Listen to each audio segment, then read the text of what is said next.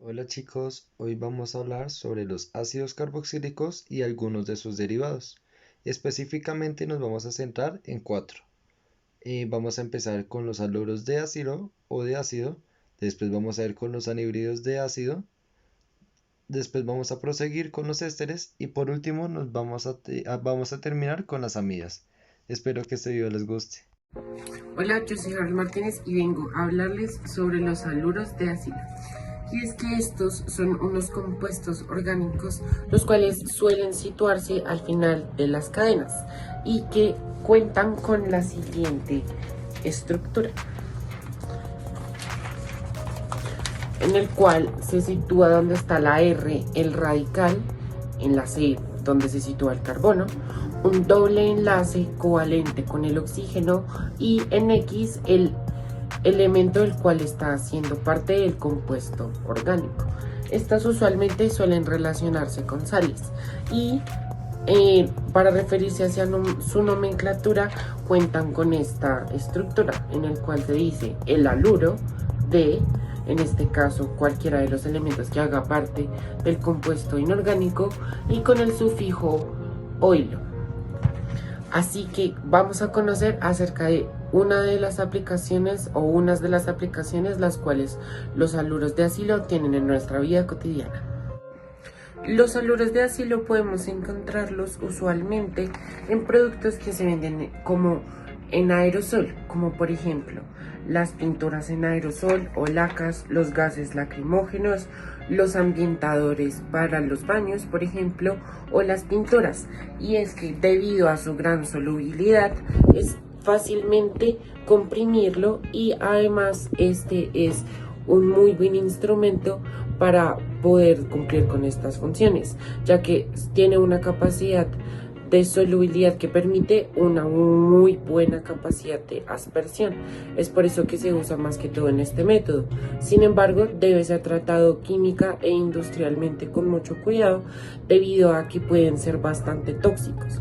Y pues como los ejemplos que mencioné, en su gran mayoría tienen un muy alto nivel de toxicidad para los humanos, que no es conveniente y que, digamos, en una alta cantidad puede ser muy peligroso. Hola, buenas tardes. Mi nombre es Valeria Shanloaiza Castillo y en este momento les voy a explicar acerca del anhídrido de ácido y del anhídrido acético. Bueno, para iniciar tenemos que empezar por definir qué son los anhídridos. Los anhídridos de ácidos, también definidos como anhídridos carboxílicos, son compuestos químicos orgánicos que tienen la fórmula general de RCO2O. ¿Qué significa ese R2O? Es un grupo acilo, donde la R es sustituyente al carbono, al alquílico o al alilo y es enlazado y directamente con su grupo carbonilo, que es la C equivalente a la O.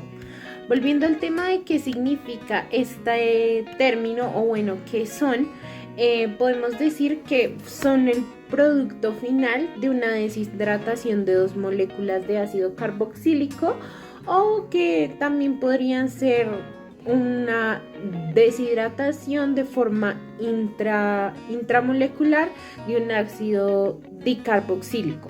Al reaccionar con agua, estos compuestos vuelven a formar los ácidos carboxílicos de manera compartida. Estos son simétricos y son mixtos, y también son respectivamente iguales o diferentes, depende del grupo RCO al que pertenezcan. Ahora voy a explicarles acerca de los anhídridos acéticos, que básicamente son sustancias químicas que son sumamente corrosivas y que el contacto con la piel nos puede producir graves irritaciones, quemaduras o también posibilidad de daño ocular. ¿Qué pasa? Respirar este tipo de aire puede irritar la nariz y generar incluso falta de concentración, daño pulmonar grave o falta de aire. La exposición con este tipo de sustancias debe ser de forma periódica y regulada, ya que también puede causar una alergia en la piel grave, y pues por esto es un ácido con el que se tiene mucha precaución pues al trabajar. Eso es básicamente lo que significan estas dos sustancias y cómo se pueden ver vistas o cómo nos pueden afectar al contacto con nuestra piel. Espero que les haya quedado claro. Gracias. Ahora es momento de que hablemos de los ésteres. Bueno, los ésteres comprenden una gran familia de compuestos orgánicos con amplias aplicaciones en la medicina, en la biología, en la química y en la industria. Los ésteres son comunes en la naturaleza, se producen de forma natural en animales y en plantas. Los ésteres pequeños, en combinación con otros compuestos, producen un aroma agradable a frutas. Hablando un poquito de su organización, estos son compuestos orgánicos de los cuales un grupo orgánico alquilo, que se simboliza con una R, reemplaza un átomo de hidrógeno o a más de uno de un ácido oxigenado.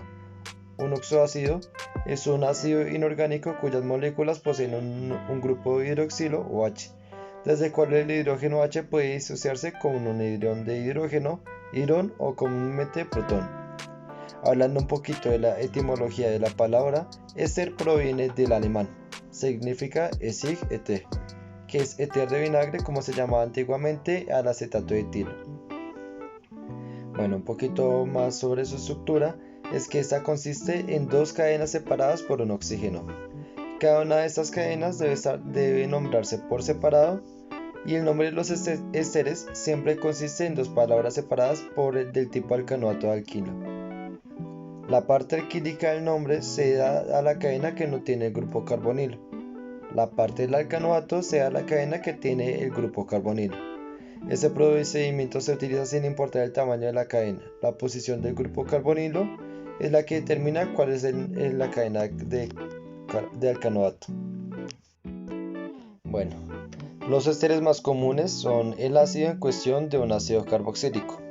Por ejemplo, si el ácido es un ácido acético, el éster es denominado como acetato. Los ésteres también se pueden formar con ácidos inorgánicos como el ácido carbónico, que forma ésteres carbónicos, ácido fosfórico, que forma ésteres fosfóricos, y así en otros tipos de ésteres. Los ésteres se forman por la reacción de un ácido y un alcohol. La reacción se produce con pérdida de agua. Se ha determinado que el agua se forma a partir del OH del ácido y el H del alcohol. Este proceso se llama esterificación. Los ésteres pueden provenir de ácidos alifáticos o aromáticos. ¿Y sus propiedades químicas? Los que son de un bajo peso molecular son líquidos volátiles de olor agradable. Son los responsables de olores de ciertas frutas que nosotros conocemos y consumimos. Los ésteres superiores son sólidos cristalinos e inodoros. Son solubles en solventes orgánicos e insolubles en agua. Son menos densos que el agua. Los ésteres dan sabor y olor a muchas frutas y son los constituyentes mayoritarios de las ceras de animales y vegetales. Los ésteres pueden participar en los enlaces de hidrógeno como aceptadores, pero no pueden participar como dadores de ese tipo de enlace, a diferencia de los alcoholes de los que derivan. Esa capacidad de participar en los enlaces de hidrógeno les convierte en más hidrosolubles que los hidrocarburos de los que derivan. Pero las ilimitaciones de sus enlaces de hidrógeno los hacen más hidrológicos que los alcoholes o ácidos de los que esos derivan.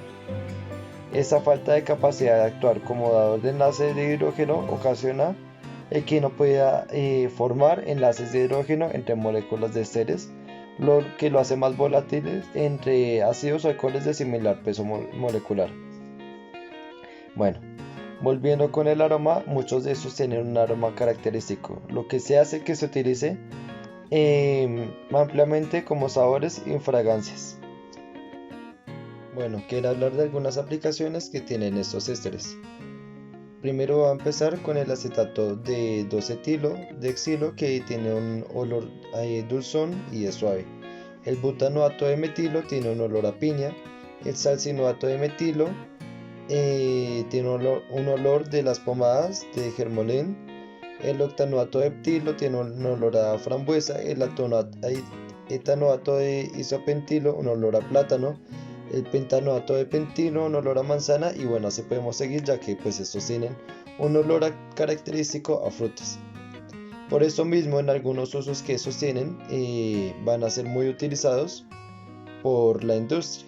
Uno de estos, por ejemplo, es el formidato de etilo, que se utiliza como saborizante para limonadas y esencias, además de para la manufactura de ron artificial. En las síntesis orgánicas como solvente para la nitrocelulosa y como fungicida. Bueno, otros también derivados son el acetato de butilo, que se utiliza en las películas fotográficas, también como quitasmalte, en las lacas, en los perfumes, en los aceites y en las resinas. Y bueno, si se va a utilizar su olor, ese solo se utiliza para la exposición de algo peligroso. Por último, voy a hablar del acetato de etilo, que se utiliza como solvente, como saborizante sintético, y se utiliza también en la fabricación de perfumes y pinturas. Bueno, le vamos a dar paso a las amigas. Chao.